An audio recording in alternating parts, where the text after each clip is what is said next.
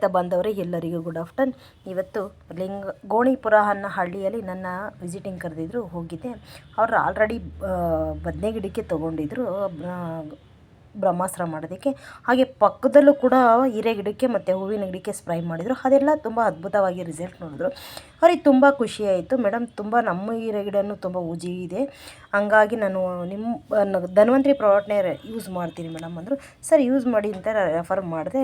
ಅವ್ರಿಗೆ ಖುಷಿಯಾಯಿತು. ರಿಸಲ್ಟ್ ಅಕ್ಕಪಕ್ಕ ಊರಲ್ಲೆಲ್ಲ ನೋಡಿದರು, ಹಾಗಾಗಿ ನನ್ನ ಇನ್ವೈಟ್ ಮಾಡಿದರು. ಅವರಿಗೆ ಖುಷಿಯಾಯಿತು. ತುಂಬ ಚೆನ್ನಾಗಿದೆ ಪ್ರಾಡಕ್ಟು. ಒಂದು ಸಲ ಎಲ್ಲ ಕೆಮಿಕಲ್ನ ಹೊಡೆದು ಸಾಕಾಗುತ್ತೆ ನಮಗೆ. ಇದನ್ನು ಒಂದು ಸಲ ಸ್ಪ್ರೈ ಮಾಡಿದ್ರೆ 15 ದಿನಕ್ಕೊಂದು ಒಮ್ಮೆ ಸ್ಪ್ರೈ ಮಾಡಿದ್ರೆ ಸಾಕು. ತುಂಬ ಅದ್ಭುತವಾಗಿದೆ ಮೇಡಮ್. ನಮ್ಮದು ಹೀರೆ ಗಿಡಕ್ಕೆ ಮತ್ತು ಸೋತೆ ಗಿಡಕ್ಕೆ ಎರಡಕ್ಕೂ ಬ್ರಹ್ಮಾಸ್ತ್ರ ರೆಮಿಡಿ ಕೊಡಂದ್ರು ಕೊಟ್ಟೆ.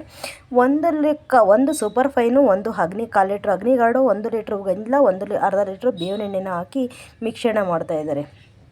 ನೋಡಿ, ಇವಾಗ ಗಂಜಲ ಹಾಕ್ತಾಯಿದ್ದಾರೆ. ಅದು ನಾಟಿ ಹಸಿನ ಗಂಜಲನೇ ಆಗಬೇಕು.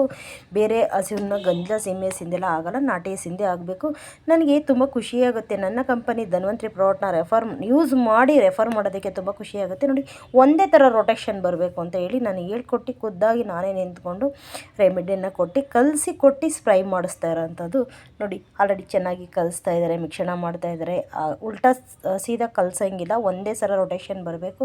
ನೋಡಿ, ಕಲಿಸ್ಬಿಟ್ಟು ಚೆನ್ನಾಗಿ ಸ್ಪ್ರೈ ಮಾಡಬೇಕು, ಚೆನ್ನಾಗಿ ನೆನೆಸ್ಬೇಕು.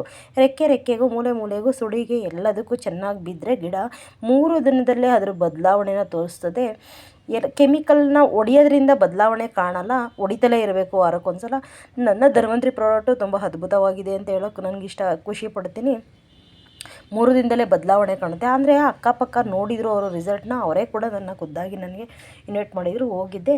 ನೋಡಿ, ಹೀರೆ ಗಿಡಕ್ಕೆ ಸ್ಪ್ರೈ ಮಾಡ್ತಾರೆ, ಹಾಗೆ ಕೂಡ ಸೌತೆ ಗಿಡಕ್ಕೂ ಕೂಡ ರೆಮಿಡಿ ತೊಗೊಂಡಿದ್ರು, ಎರಡಕ್ಕೂ ಕೂಡ ಸ್ಪ್ರೈ ಮಾಡಿದ್ದಾರೆ.